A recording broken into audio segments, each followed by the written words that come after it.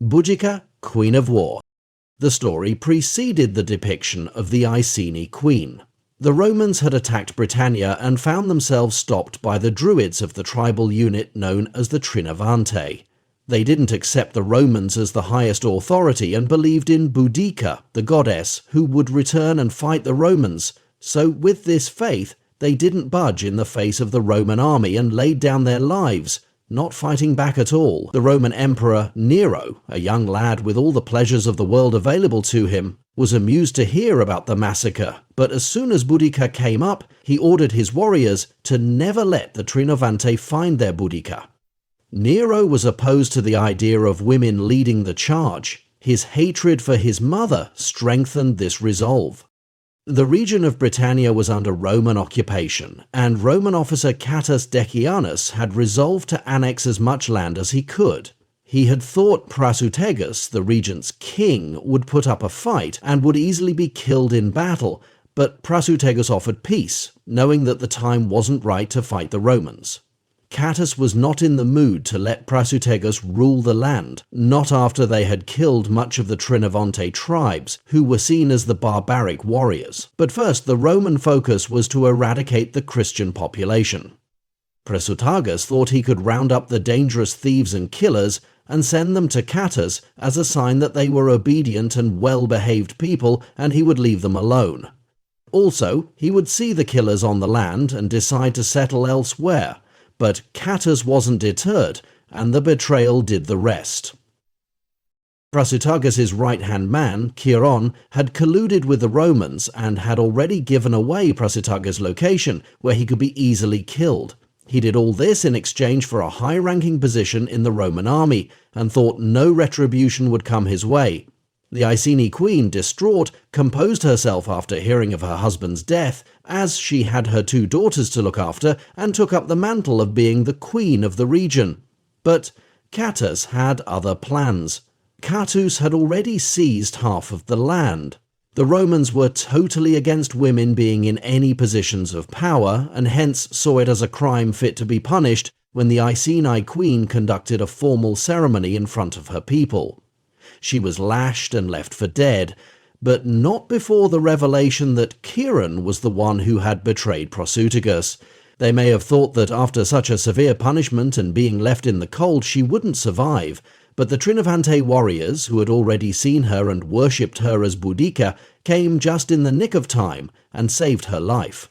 Before Prasutagus died, he had heard about the Trinavante warriors worshipping his wife as Boudica, the goddess they believed would bring justice to their people, who had been slaughtered mercilessly by the Romans.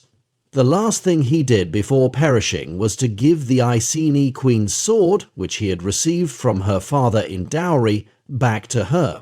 Her past was catching up to her, and maybe he had an inkling that she was indeed Boudica. And the Trinavantes were not mistaken. They were now the ones taking care of her after she had been beaten within an inch of her life.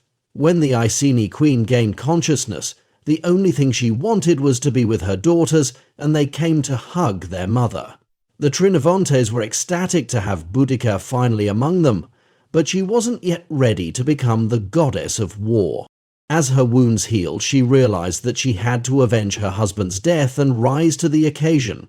Gradually, she learned the art of war, and with her bronze sword she began to channel her energies to overcome any opponent in battle. But they were suddenly opposed by the men in the tribe. There was Wulfgar, who challenged her authority to lead the Trinavantes and threw her sword away in a pond after having bent it. The Iceni queen proved at that moment that she was indeed Boudica after she found the sword in the pond and returned with the sword in perfect condition. The men had to accept her as their leader, and soon she made a plan to assassinate Catus. The Roman warriors were taken by storm, and Boudica avenged her husband's death by killing Catus and Chiron herself. But the task was much bigger now. She had taken up the charge to bring justice to her people, and for that she had to go up against Emperor Nero.